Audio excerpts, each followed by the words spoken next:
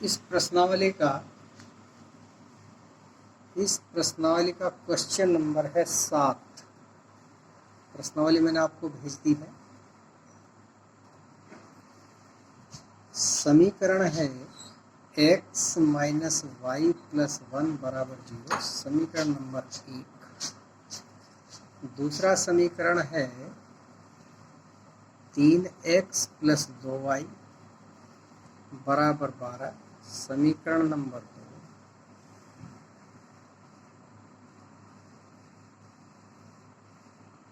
पहला समीकरण है x माइनस वाई प्लस 1 बराबर 0।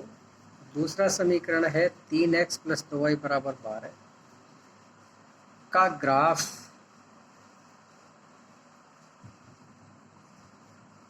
खींचना है, जो हमने आपको पहले बताया था उसी प्रकार, तथा x अक्ष तथा इन रेखाओं से बने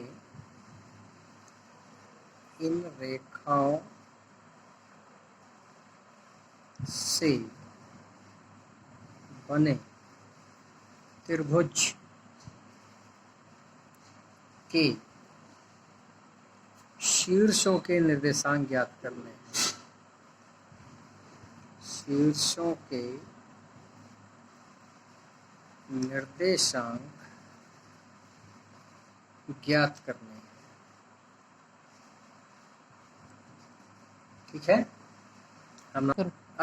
हम समीकरण नंबर 1 लेते हैं। इसका सारणी बनाएंगे x माइनस वाई प्लस 1 बराबर 0 या x बराबर, इसको बराबर के दूसरे ले जाएंगे, y माइनस वाई। ठीक है। दूसरा समीकरण है 3x प्लस 2y बराबर 12।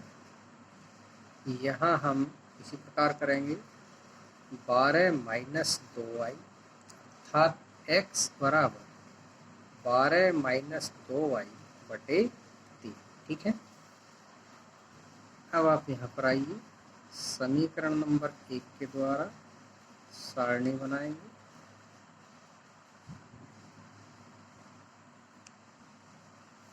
बिंदु लिखेंगे,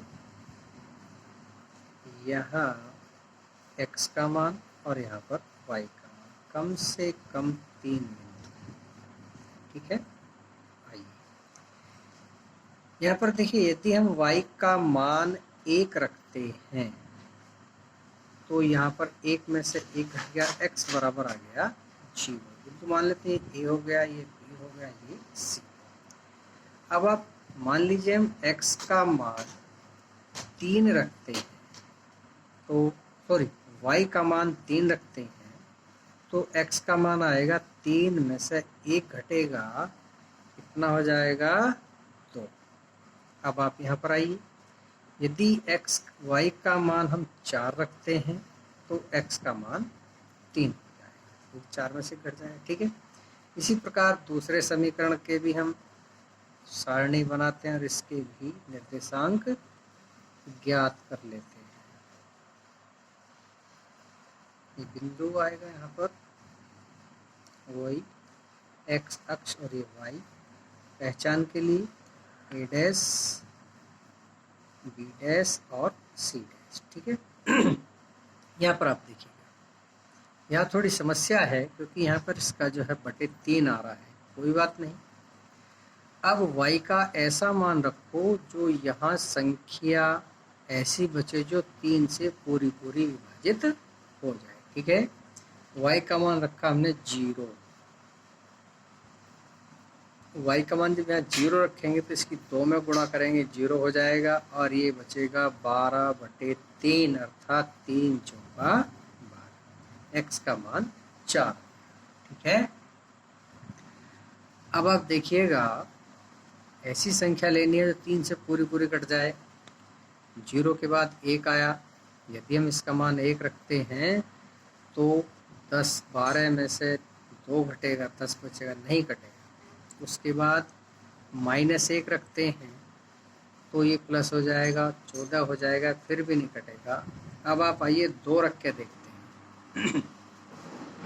2 दूने 4, यदि हम प्लस के 2 रखते हैं तो 12 में से 4 घटे 8 बचेंगे, और यदि हम 12 में 4 जोड़ते हैं तो 16 हो जाएंगी, हमारा काम नहीं चलेगा। इसके बाद क्या रखा हमने, पहले 0 रखा, 1 रखा, 2 रखा, अभी काम नहीं चला। आगे चलते हैं, 3 रख के देखते हैं। यदि हम यहाँ पर 3 रखते हैं तो बिल्कुल ठीक है। y का मान 3 रखा तो 3 दूनी 6 हो गया, 12 में से 6 घट गए 6, अर्थात 6/3 का मतलब 2, बिल्कुल ठीक। इसके बाद हम -3 भी रख के देखते हैं, क्योंकि -3 की गुणा 2 में करेंगे तो प्लस का 6 हो जाएगा, 12 और 6 18, अर्थात 18/3 का मतलब 6। ठीक है, ये हमारे समीकरण नंबर 1 के निर्देशांक है, और ये समीकरण नंबर 2। अब ये निर्देशांक हम आपको ग्राफ पेपर पर करके बताएंगे। ठीक है, ये हमारा एक रफली ग्राफ पेपर है जिसमें आपको बता रहा हूँ, ये प्रथम चतुर्थांश, ये द्वितीय, ये तृतीय, और ये चतुर्थ। सबसे इम्पोर्टेंट बात इसमें चिन्ह की है। इधर के दोनों चिन्ह हमने आपको प्लस बताए थे, तो उल्टी साइड के दोनों माइनस, ऊपर के दोनों प्लस, और नीचे के दोनों माइनस। ठीक है, ये मूल बिंदु हो गया, जिसके निर्देशांक हम पहले ही बता चुके हैं, 0 और 0। इसको हम O से लिखते हैं। ठीक है, अब आप पहली समीकरण में देखिए, पैमाना हम आपको पहले ही बता चुके हैं, 1 निर्देशांक बराबर 1 छोटा खाना मानेंगे यहाँ, या आप 2 भी मान सकते हैं। चलो मैं यहाँ लिख रहा हूँ, 2 से हमारा काम ज़्यादा हो जाएगा। देखता हूँ मैं, 1 2 3 4 5 6 हो जाएगा, एक ही। चलिए, पैमाना 1 छोटा खाना बराबर 1 इकाई, x और yx दोनों का है। ठीक है, पहला बिंदु है 0 और 1 दोनों प्लस है, अर्थात इसमें होगा। x पर चले हम कितना, 0, y पर चले 1, तो ये एक बिंदु हमारा ये हो गया। तो यहाँ से x चले हम 0, अर्थात कुछ नहीं चले, और y चले 1, तो ये हमारा बिंदु हो गया। y अक्ष पर है, देखिएगा, मैं इसको a लिख देता हूँ। ठीक है, दूसरा बिंदु है हमारा 2 और 3 दोनों प्लस में है, अर्थात प्रथम में है। यहाँ से चलिए, 1 और 1 2, 1 2 और ये 3, ये बिंदु हो गया हमारा B। तीसरा बिंदु है 3 और 4, 1 2 3 और ये 4, सॉरी 1 2 3, ऊपर को चलेंगे 4, 1 2 3 और ये 4। ग्राफ जरा छोटा है, हमने पैमाना छोटा मान लिया, ये हो गया C। अब हम इसको मिला देते हैं।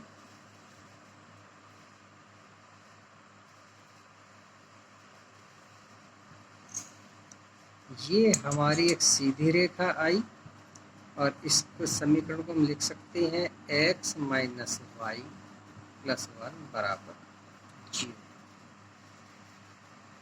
अब दूसरा देखते हैं,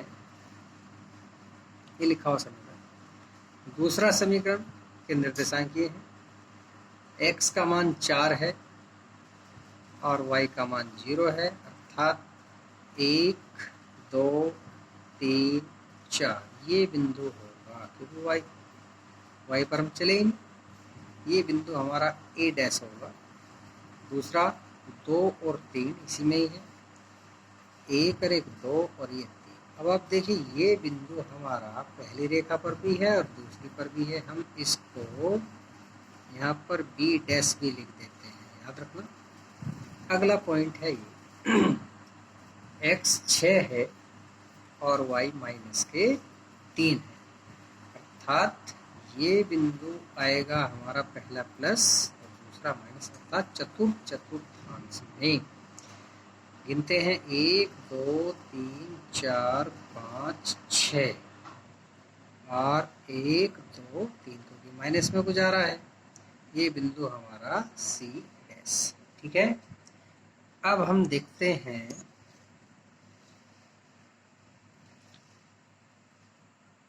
ये हमारी एक सीधी रेखा जिसका एक बिंदु ए डैश, दूसरा बिंदु बी डैश और तीसरा बिंदु सी डैश, इसको मिला देते हैं।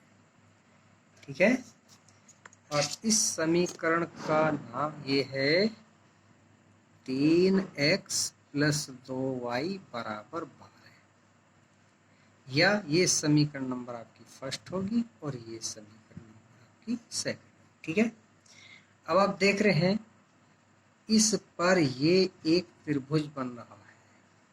सही है, क्वेश्चन में क्या कह रहे हैं, ये x अक्ष तथा इन रेखाओं से बने त्रिभुज के निर्देशांक।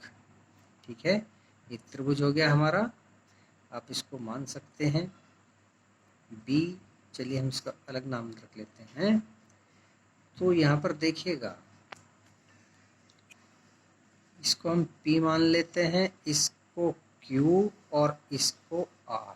ठीक है, ग्राफ आपकी समझ में आ गया होगा। अब हम यहाँ पर लिखेंगे त्रिभुज के शीर्ष क्या हुए, एक P है, दूसरा Q है और तीसरा R।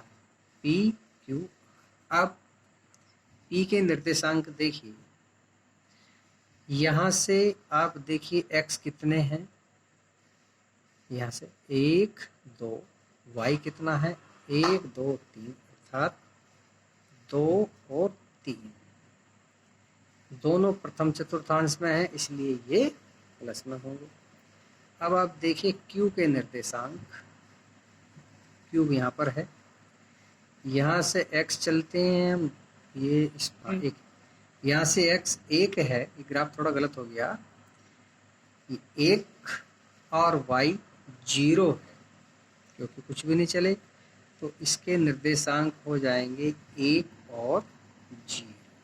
ठीक है, अब बिंदु R के निर्देशांक, ये बिंदु R है, 1 2 3 4, x का मान 4 हो गया और y का मान 0। ठीक है, तो इस प्रकार ये त्रिभुज PQR के निर्देशांक ये दिए गए। आशा करते हैं आपकी समझ में आया होगा, और इस प्रश्नावली के बाकी सवाल आपको करके देखने हैं। जो सवाल आपकी समझ में नहीं आएंगे हम फिर बता देंगे। तो अब हमने आपको बताया था ये सब आप निर्देशांक आ गए। अब इसमें हमें चिन्हों का विशेष ध्यान रखना है।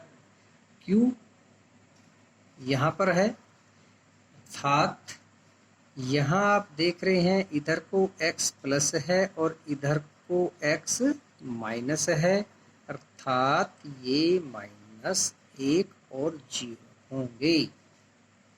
ठीक है, विशेष ध्यान रखना है आपको चिन्हों का, क्योंकि चिन्ह बदलते ही आपका ये पूरा ग्राफ चेंज हो जाएगा। यहाँ देखिए यहाँ पे दोनों प्लस हैं, यदि हम चिन्ह गलत कर देते हैं तो निर्देशांक प्रथम चतुर्थांश में न होकर किसी और चतुर्थांश में पहुंच जाएगा, जैसा कि आपने यहाँ देखा है। ठीक है।